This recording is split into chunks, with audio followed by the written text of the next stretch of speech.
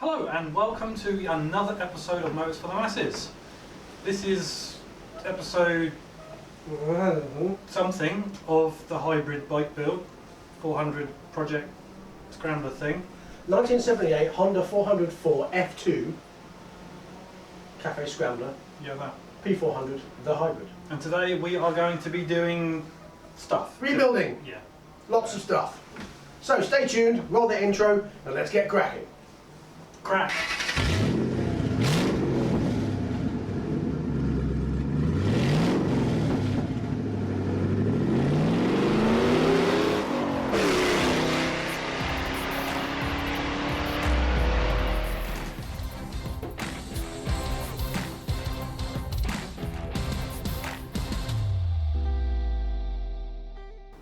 So the first little job to do on our list of stuff today is to sort these bolts because they're a bit long, as you can see. Not a lot of clearance there. It's like less than half a millimetre. So these are 25mm, Yep. and we've got some 15mm to replace them with. Yeah, we could have cut them down, but whatever. Yeah. Just buy new ones. So, just get that in there. That's really, really close. That's like ridiculously close. It's almost unbelievable, isn't it? It is. Almost as though we made that happen. But we sort of did. We put them on there. Now the thing is, you have to be really, really careful now, because you can't just start whacking spanners on, because I don't want to scratch anything. So it all has to be done very, very gently. And I realise all you can see is my hand. Sorry about that. This is what I'm turning. Yeah.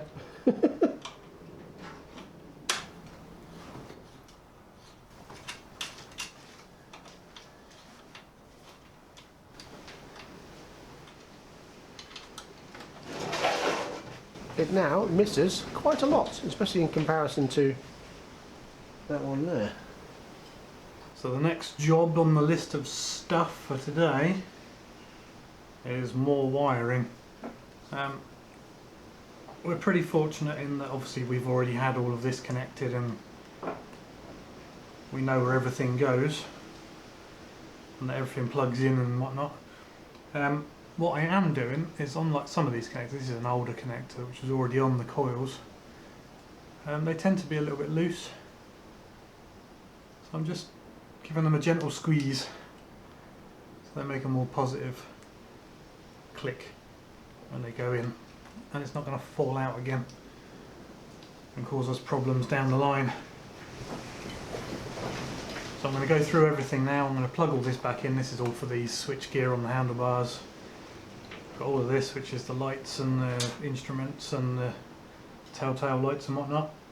Just going to go through, plug everything in, get everything working, and we can move on to the next small job of stuff on the list.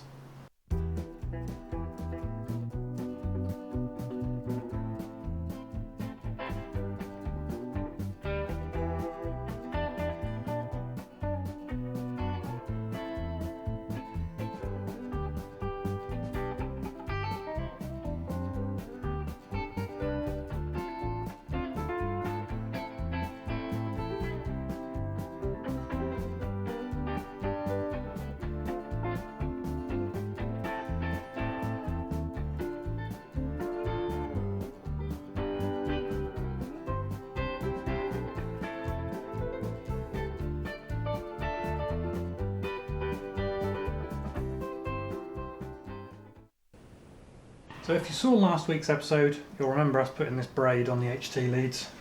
We've also got some bigger braid to smarten up some wiring up here on the headstock area, because it would have had a rigid plastic sleeve on it, or semi-rigid stuff. I'm not too keen on it myself. This is a bit more flimsy, which is quite nice. So anyway, I've got to put that on there to make it nice. That's about the extent of what I've got to tell you, because unfortunately at this stage in the build, you've seen it all before. We're just putting it all back together again. So there's a bit of a downside on the whole thing really, isn't it? So while I was here with this braided stuff for the other wires, I thought, why not put some on these wires as well, make it all look the same. So that's what I'm doing.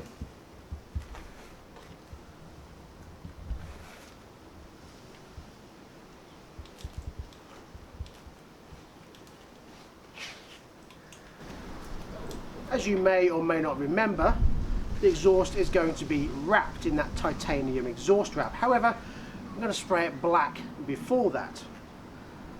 So first of all I'm going to do is get a bit of sandpaper and scuff up the chrome so the paint will stick to it.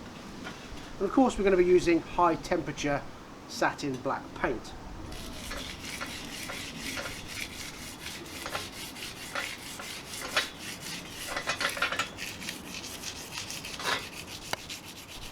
So once it's all scratched up and I've degreased it, I can start taping up the ends because I don't want paint to get in there. So I'm just going to tape up around here. I don't want paint to go on here or inside.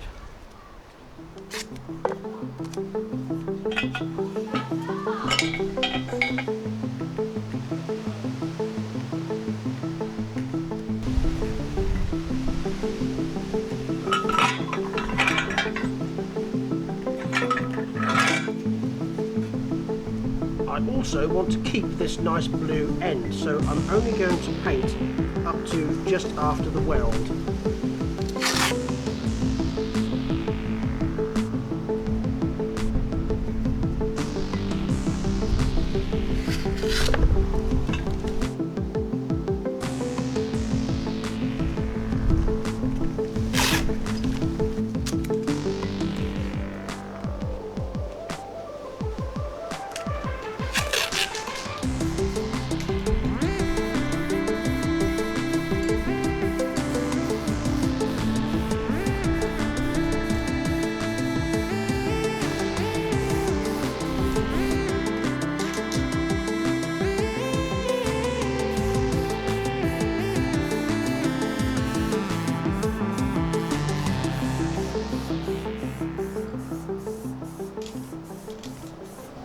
So there we have it, painted black. Now it doesn't have to be absolutely perfect because it's going to be wrapped. It's just that it's nice and black under the wrap and not scabby chrome. So there we go.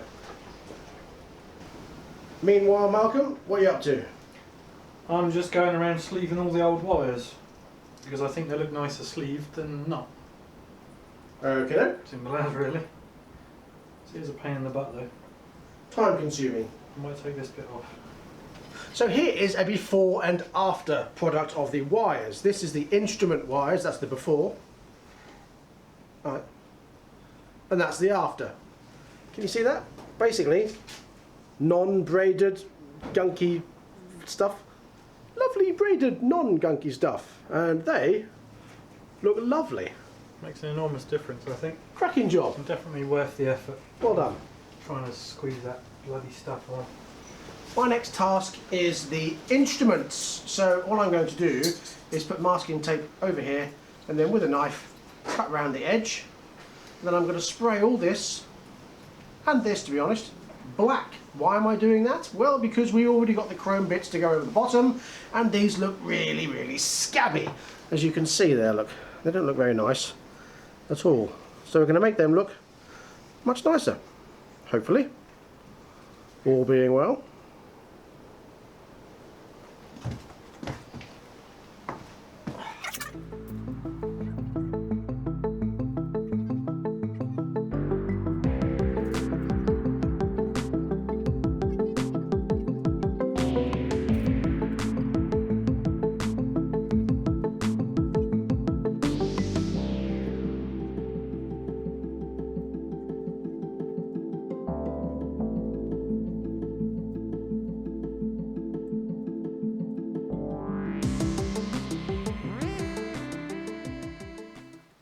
So as with everything else, just a bit of sandpaper to rough this up, because otherwise it's never going to stick. So as you can see, as I'm doing this, it's coming off quite easily.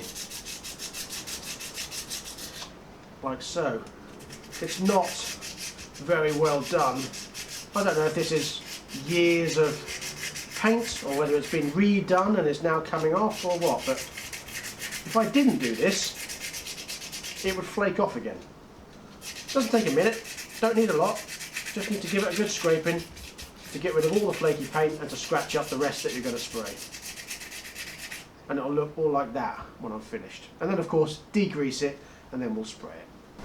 So having degreased them, I will now etch primer them and then paint them black.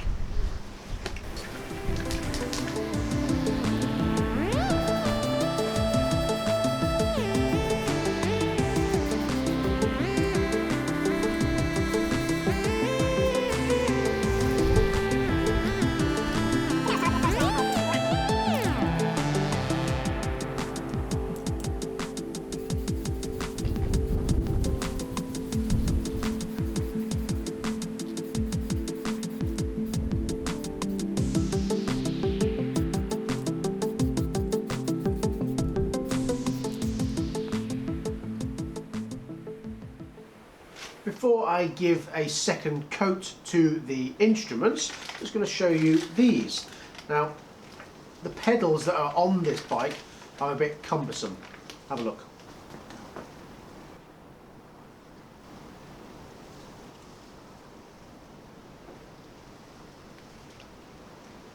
So I went and bought some other ones.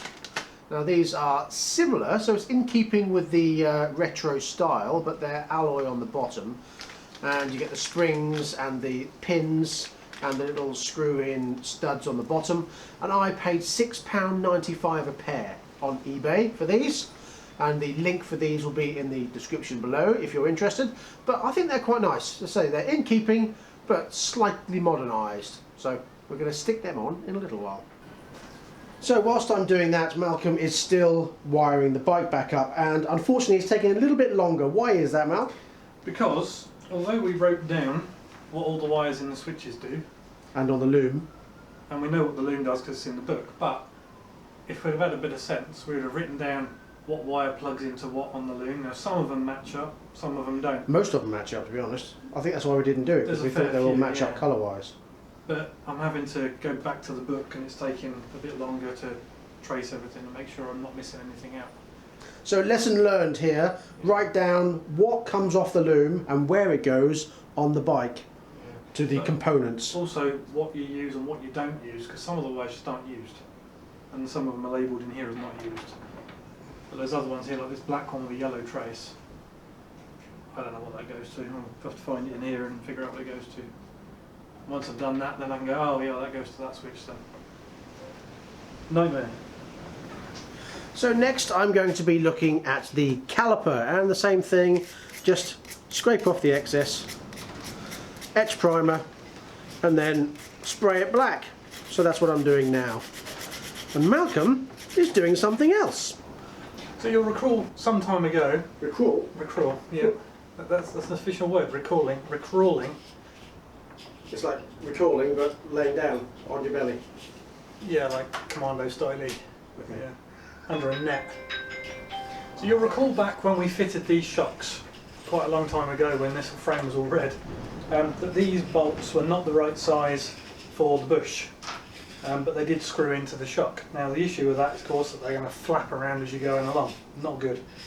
So at the time we discussed drilling this side out and retapping it to a larger bolt, and that is precisely what I'm doing now. So we'll start by pulling it all apart, and then we'll get it on the drill.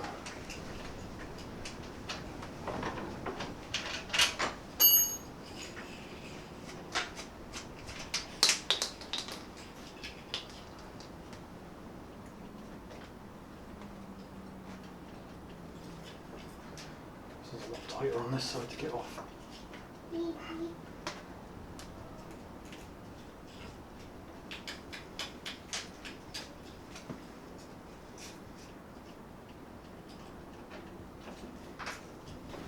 So the only bit of this we actually need to do anything with is this little fork shaped bit at the bottom. And all we're going to do is drill the plain side out to accept our plain shank bolt, which I've misplaced. It's here somewhere, there we go. So the plain shank will go in that side, and then this side is currently an M8, we need it to be M10. So we'll drill and tap that side, and drill that side, and then cut that down, and then fit it all back together again. So obviously when we're tapping to M10 we need to drill a hole smaller than 10, And the rule of it is that if you've got a tap which is an M10 by, in this case, 1.5, you take 1.5 from the 10, that's the size of the drill you need.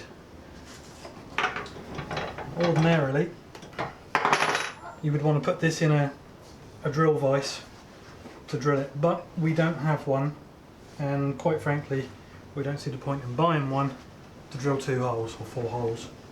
So I'm going to use a welding glove, and if it starts spinning I'm just going to move my hand really fast. So I'm going to start by drilling out the threaded side because I want to rethread the same side. Don't worry, if you do, I'll get it all on camera for you. Brilliant, yeah. And you won't have make love anyway, so. Yeah, you won't notice.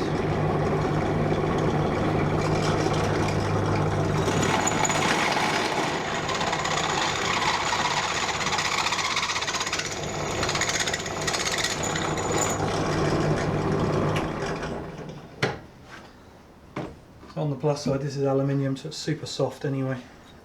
So we put this in the vise, obviously it's soft aluminium, this is hard steel or cast, whatever junk these are made of. It will damage it, so I'm using the welding glove again. It's handy, this welding glove.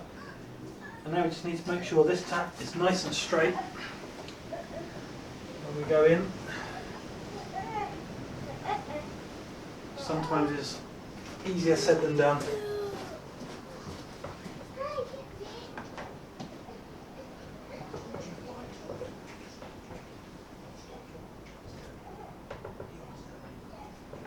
That initial bit, just try and keep it straight. And then once it bites, go forward until you start to see a chip building up. Go back and just knock that chip off. Go around, build a chip up, go back, knock it off. Just keep doing that all the way in.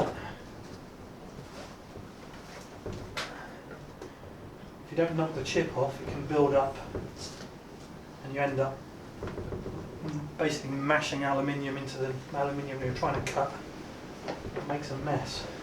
So it's good to go back and just knock it off, make sure it drops out through the flutes in the tap. And you know when you're through because it gets super easy.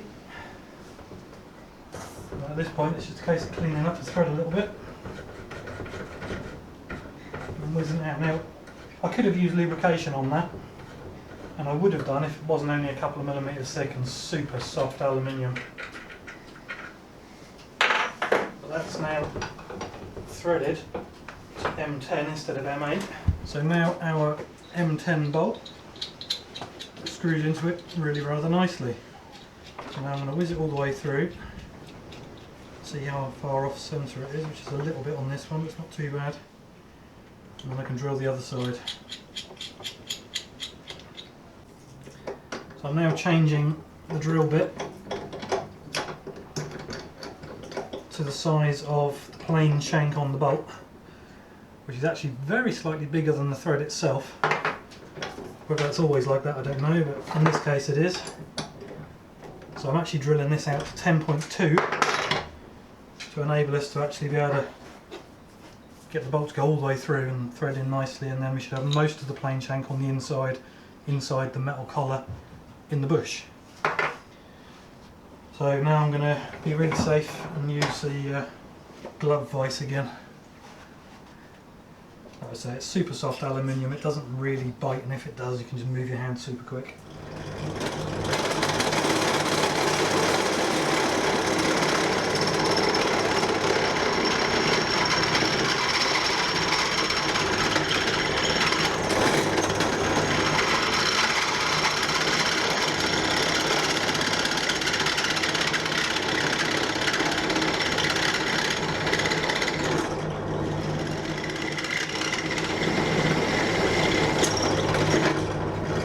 There we go, with that drilled through, our bolt nicely screws in there.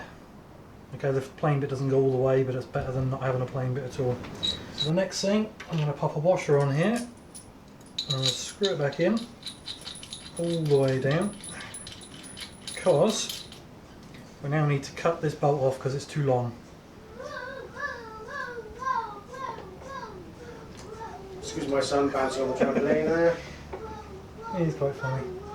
I think he's bored. Anyway, yeah, so I'm going to cut that off to make it a bit more acceptable. And then we're going to grind off where we've already ground here. That was fine when there was a sloppy loose M8 bolt in there. With the M10 in there, there's a lot of a tighter fit, and unfortunately it then, as it rocks over like so, it hits the swing arm. Not good. So we just need to take more material off of that, and then obviously we'll have to paint these at some point because there's lots of black missing from them. So there we go. Simple as that, really. Don't be afraid to drill a hole and tap thread in it. So all I've done to measure this is just put it through with the washer, and I've drawn with a Sharpie or whatever just a couple of lines in the thread. I've given myself like 2 threads extra, so that when you've cut it off you can then grind the end and make it nice, and also thread in better. If you get the leading edge of the first thread right, it will screw in nicely. If you just cut it off and try and screw it in, you end up mangling everything up.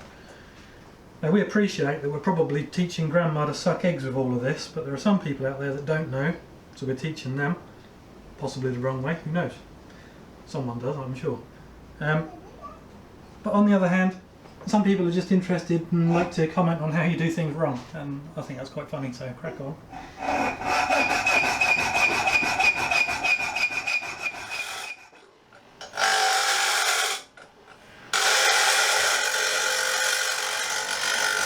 So what I mean by the thread on the end of the bolt here, when you've cut it off, if I can get that to focus. Is it going to focus? It's not going to focus. There you go. So, no, it doesn't want to focus at all, does it? How do they do it?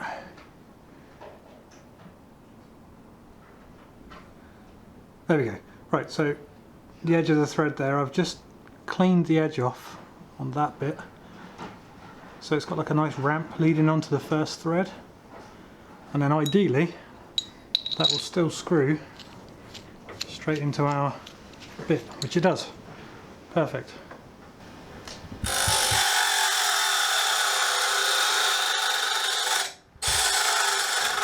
So having shaved these back a bit, I've put an angle on the end there, or a chamfer if you like, because there's a weld on the inside of there. Once that's screwed on, I'm just going to go through pretty much the range plus what we're going to use, with the shock being up here as well in excess of what it'll ever do, and it doesn't rub on anything, so that's good. So I'm going to now refit this to the bottom of the shock and refit it to the bike. Joy! So once the shock's fitted back on, we can whack our new bolt in, screw it in, as easy as that. Look, brilliant. Done. Just needs to tighten up with a spanner, which is over there somewhere. Brilliant. So now it's time to take off the masking tape very carefully, like so, to reveal, hopefully, a nice clean dial. Yes, happy with that. Yeah, it's come out alright, that. And then take that off there. You're just turning the plastic. Yeah, all I'm doing is turning that. Right. Now we are going to change the bulbs on these. We're going to get some LED bulbs. These are the bulbs that are in there at the moment. It's honestly, it's like a candle that's about 4.5 miles away.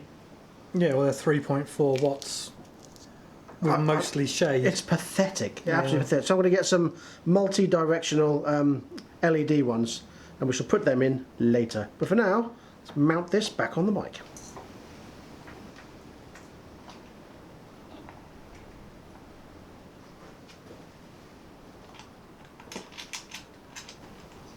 So there they are, in place. Now you might notice that this bracket is a little bit scabby, and the reason for that is because we have to make another bracket to fit on here, which we are doing in the next video or so, and that will be for the camera, for the front mounted camera. We also have to make one for the rear mounted camera as well.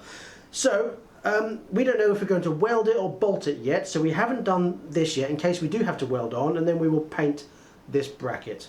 However, Malcolm has beavered away and created a new instrument cluster. Now you may remember the old 404. If you don't, here is a picture of it.